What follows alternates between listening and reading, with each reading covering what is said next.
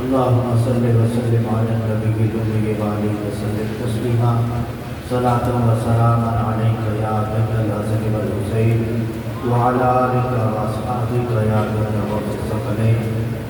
احباب دیوبند، ہم سب کے لیے انتہائی خوش نصیبی اور ہمارے مقدر کی معراج ہے کہ آج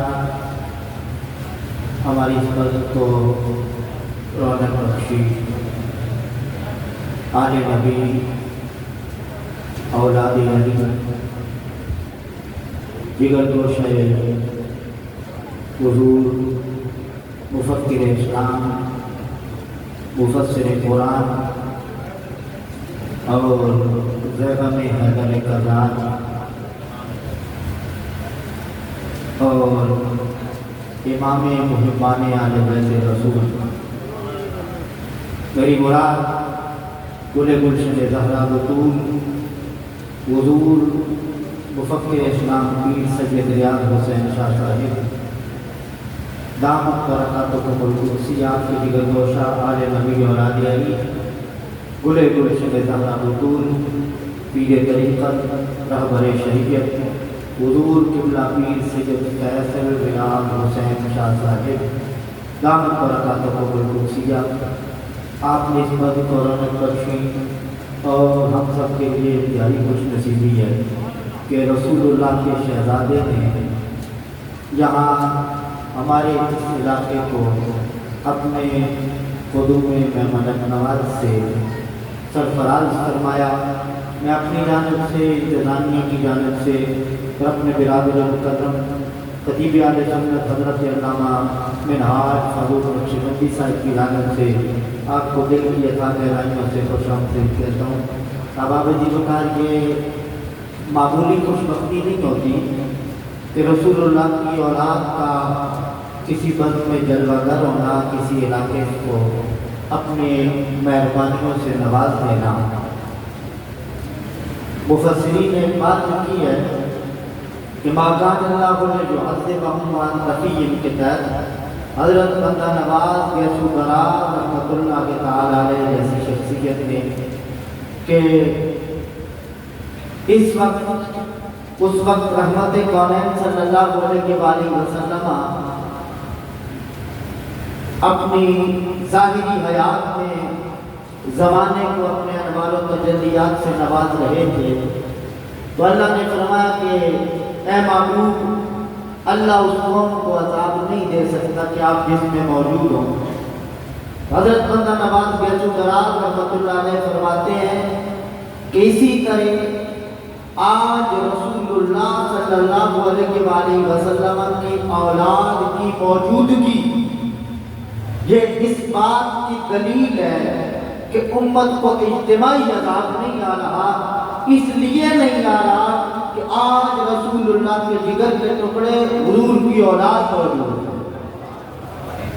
یا آپ پتہ نہیں کیا سمجھے اور میں عرض کر سکا یا نہیں کر سکا اس لیے کہ کتاب کی اور آپ کے درمیان میں حائل نہیں ہونا چاہتا، لیکن جو بزرگوں کے اور امام اہل سنت غوث زمان قطب دوران مجدد اسلام رئیس المجددین مجدد اعظم سیدی پیر مہر علی شاہ رضی اللہ تعالیٰ عنہ کے در کے ٹکڑوں سے یہ ہمیں بات سمجھ آئی ہے کہ آپ اس پہ غور فرمائیں کہ اب عذاب اجتماعی نہیں آتا اس لیے کہ رسول اللہ کی اولاد موجود ہے. رسول اللہ کی اولاد کی موجودگی میں عذاب نہیں آتا. پہلے سرکار کی موجودگی میں نہیں آتا تھا، اب اولاد کی موجودگی میں کیوں نہیں آتا؟ وہ بتانا چاہتے ہیں کہ اولاد محمد نبی کے جگر کے ٹکڑوں کا نام ہے.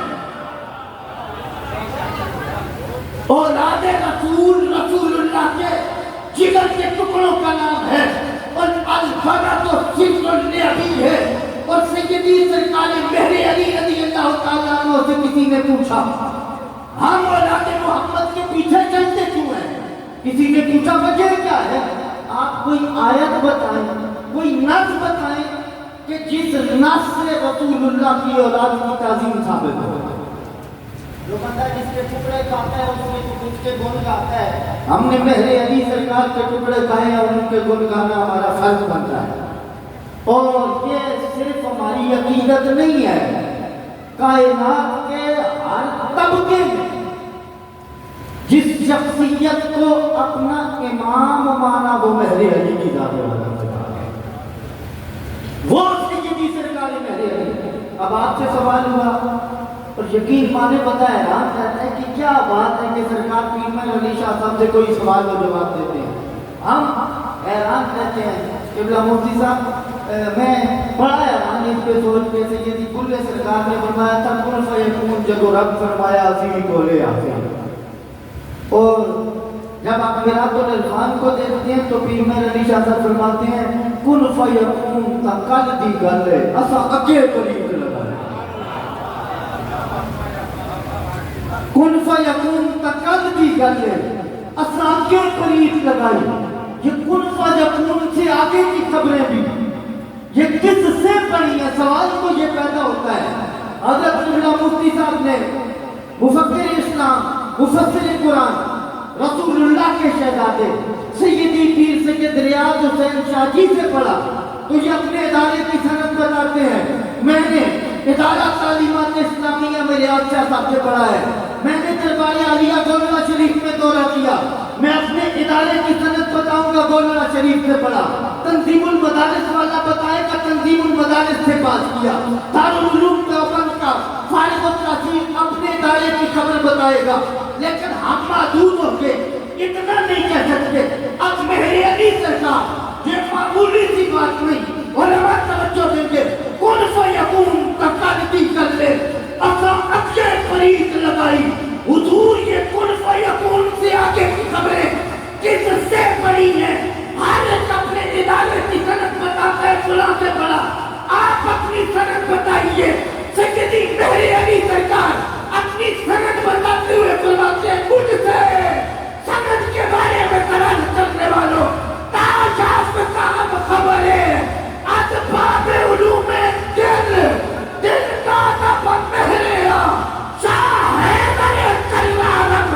فرمایا تمہاری سند محدود ہے.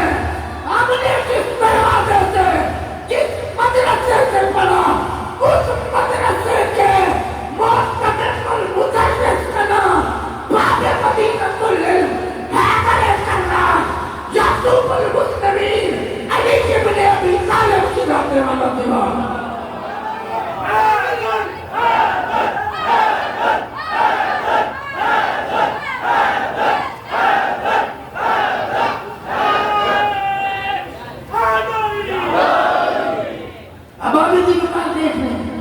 لیکن میں یہاں ایک جملہ اور عرض کروں، حد نہیں ہے مہر علی کے علم کی. اور اگر کسی کو کوئی نظر آئے ویسے گپے لگانا بڑی آسان ہے، فتوے لگانا بڑی آسان بات ہے. لیکن ہم جن شخصیات کے ماننے والے ہیں وہ کلپ بنانے والے نہیں ہیں. یہ آسان بات ہے. قرآن میں بڑی دکھ کے ساتھ کہہ رہا ہے مفتی صاحب کے اللہ کلپ بڑھانا لگی بندہ نہیں ملتا بڑھیا کو لگا ہمیں خبر ہے. اور کلپ بنا کے فتوہ لگا دیتا ہے. میں یہ اتنا عرض کر رہا ہوں ہم کلپ بنانے والوں میں سے نہیں ہیں. ہم کربلائی ہیں. کربلائی کلپ نہیں میدان لگانے والے. جو بات کی جائے اس پہ پہرا دیا جائے، سرے عام بات کی جائے، معاملہ سمجھ میں آئے.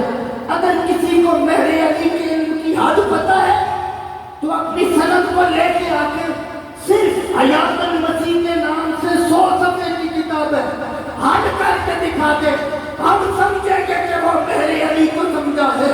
تو میں یہ سمجھ میں یہ عرض کرنے کے لیے بالکل ہچکچاہٹ محسوس نہیں کرتا. یہ مہر علی نے پڑھا فرماتے علی مرتضیٰ سے. میں نے کہا جس سے پڑھنے والے میرے علی کی حد زمانے کو نہیں پتا وہ علی کسی کی سمجھ میں کیسے آ سکتا ہے؟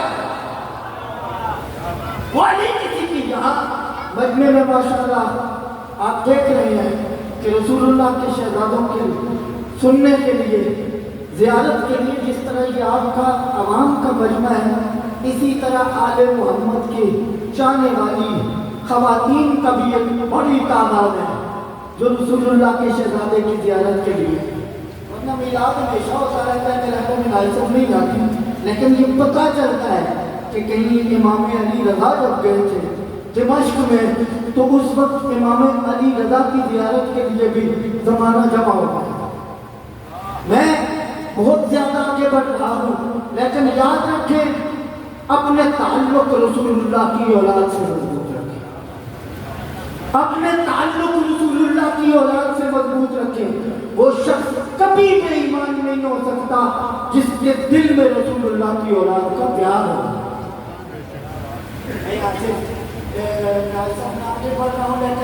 میں صرف یہ جملہ ایک دو باتیں سے فرض کر رہا ہوں کہ یہ احادیث مبارکہ ہے جو میں عرض کر رہا ہوں، رسول اللہ کے فرامین ہیں۔ میرے آقا حضور سید کونین صلی اللہ علیہ وسلم نے ارشاد فرمایا لا یؤمن قلب رجل الایمان حتی یحبکم للہ ولرسولہ۔ اے آل محمد، کسی شخص کے دل میں ایمان اس وقت تک داخل ہی نہیں ہوتا کہ جب تک اولاد محمد سے پیار نہ کرے۔ کتاب مفتی صاحب نے فرمانا ہے، ورنہ ہم نے بھی سادات کے ٹکڑے کھائے ہیں، تو ہلو بھی بولو بھی سبحان اللہ، لیکن میں مفتی صاحب کی کتاب کے اور آپ کے درمیان عائد نہیں ہونا چاہتا، صرف سادے جملے سن لیں۔ ایمان کسی کے دل میں اس وقت تک داخل نہیں ہوتا جب تک اس کے دل میں رسول اللہ کی اولاد کا پیار نہ ہو۔ اور میرے آقا حضور نے فرمایا الا ومن مات علی حب آل محمد مات مؤمنا مستکمل الایمان۔ وہ بندہ بے ایمان نہیں مر سکتا کہ جس کے دل میں اولاد رسول کا پیار ہو۔ ایمان کی موت نہیں مر سکتا۔ سوال میں سے بیٹھے ہوئے مفتی صاحب میں سمجھنے کے لیے بڑا پریشان ہوں، یہ معاملہ میری سمجھ میں نہیں آ سکتا۔ جن کے صدقے میں اللہ ایمان بچاتا ہے یہ ان کے ایمان کے بارے میں بات کہاں سے ہوئی؟ وہ ایمان جن کی محبت سے بچتا ہے، حیران کون گل، مولانا انہیں ایمان کا سرٹیفکیٹ لینے کے لیے مولوی کے پاس جانا پڑے گا؟ حضور ایسے نہیں، ان کی محبت عین ایمان ہے۔ اور بڑا سارا نمازی ہو گئے، ایسی بڑی پگڑی بدی ہو گئی، وہ چنگا جہا 14 لاکھ روپے کا پایا ہو گئے، حرم کے اندر جاری روزہ رکھے اور راتی کے گئے پوری تہجد پڑھے۔ حضور نبی پاک علیہ السلام نے فرمایا دل میں اولاد محمد کا بغض رکھتا اور جائے گا جہنم میں، جائے گا جہنم میں۔ اور معمولی سا ہو دیہی مزدوری کرے، اپنی مزدوری کرنا دل میں اولاد محمد کا پیار رکھیا ہوئے، بیمار ہو جاوے، موت اپنے بستر پہ آوے، اللہ مرتبہ شہادت کا عطا کرے۔ بابا میں جی بتا جی آل محمد کے یہ اس والد کے شہزادے ہیں، خواجہ خواجہ غوث زمان حضور پیر سید غلام مصطفیٰ شاہ صاحب توروی رضی اللہ تعالیٰ عنہ۔ آپ فرماتے تھے کہ بلا ریاض شاہ جی کو دیکھ کے مولا علی کو یاد آ جاتے ہیں۔ آپ فرماتے تھے کہ قبلہ شاہ جی کی داڑھی بالکل مولا علی سے ملتی جلتی ہے۔ بس میں نے بہت کچھ کہہ دیا، قبلہ شاہ جی کی داڑھی مولا علی کے مشابہ ہے، تو ظاہری بات ہے لوگوں نے مولا علی کو نہیں چھوڑا ہے، کیسے چھوڑیں گے؟ وہ مولائی کیسا؟